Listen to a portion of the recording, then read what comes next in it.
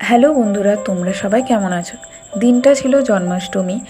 এটা আমার first blog. অনেক দিন ধরেই ভাবছিলাম তোমাদের সাথে ব্লগ শেয়ার করব। অবশেষে ভাবলাম জন্মাষ্টমীর কিছু মুহূর্ত তোমাদের সাথে শেয়ার করি।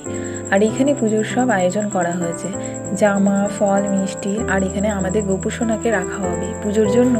যতটা পেরেছি ওই জায়গাটাকে সুন্দর করে সাজিয়েছি। আমার বোন আলপনা দিয়েছে। আর এখানে জল চৌকির উপর লাল শালু কাপড় দিয়ে ফুল দিয়ে সাজিয়ে নিলাম। এখানেই গপুকে পুজো করা হবে।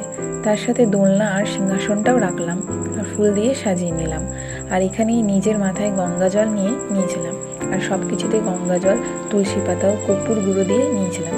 আর গপুর জায়গাটাতে গঙ্গা জল, কর্পূর গুঁড়ো, আতপ চাল দিয়ে দিয়েছিলাম।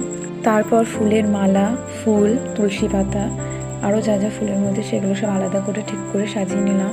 তারপর চন্দন বেটে নিলাম এবং তারপর ধূপ প্রদীপ জ্বেলে নিলাম এবং গপুকে স্নানের জন্য তৈরি করলাম এবং থালাতে স্বস্তিক এঁকে নিলাম।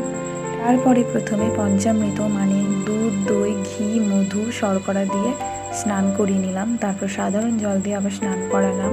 তারপরে সুগন্ধি জল মানে কর্পূর গুঁড়ো, গঙ্গা জল আর গোলাপ জল দিয়ে স্নান করিয়ে নিলাম এবং তারপরে আবার সাধারণ জল আর ফুল দিয়ে স্নান করিয়ে নিলাম। গোপুসোনা জল আর ফুলের পাপড়ির মধ্যে বসে আছে, কি সুন্দরভাবে স্নান করছে। কি সুন্দর লাগছে না ওকে দেখতে?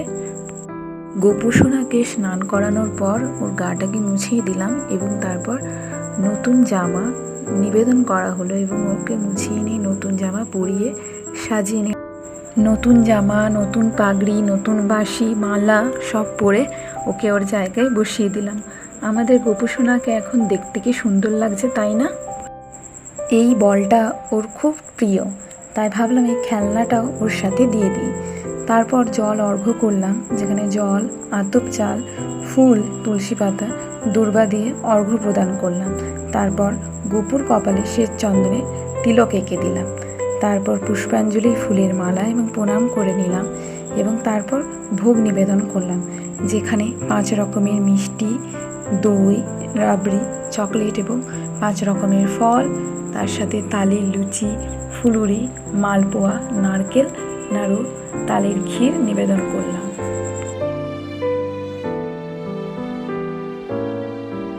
ভোগ নিবেদন করা হয়ে গেল গপুকে।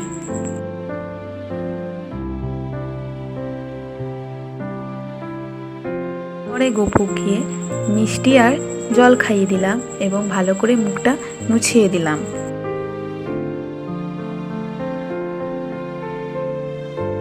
তারপরে ধূপ, দীপ এবং পঞ্চপ্রদীপ দিয়ে আরতি করে নিলাম।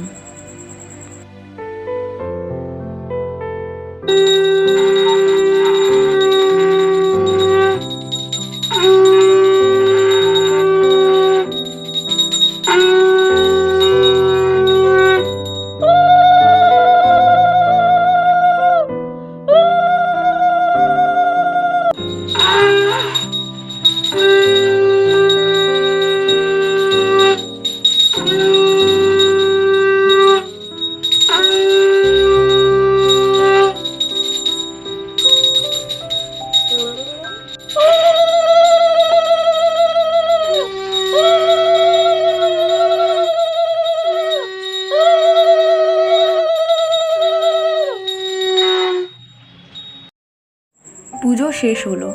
এরপর গপুকে দোলনাতে বসানোর পালা। দেখো গোপুসোনা কি সুন্দর দোলনাতে দোল দোল দুলছে।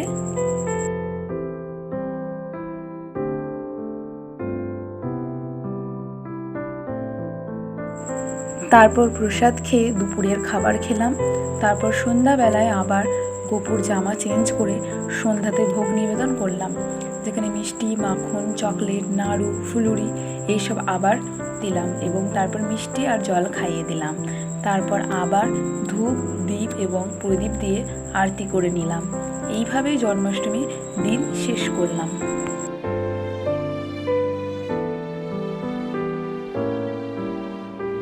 এটা আমার ফার্স্ট ভিডিও।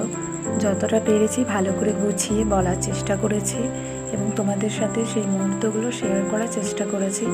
যদি ভুল হয়ে থাকে তো জানিও এবং পাশে থেকো। ভিডিওটা যদি ভালো লাগে তো প্লিজ লাইক করে দিও আর প্লিজ চ্যানেলটাকে সাবস্ক্রাইবও করে দিও।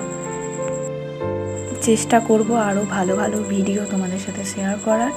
এইভাবেই তোমরা পাশে থেকো। দেখা হচ্ছে পরের ভিডিওতে। বাই।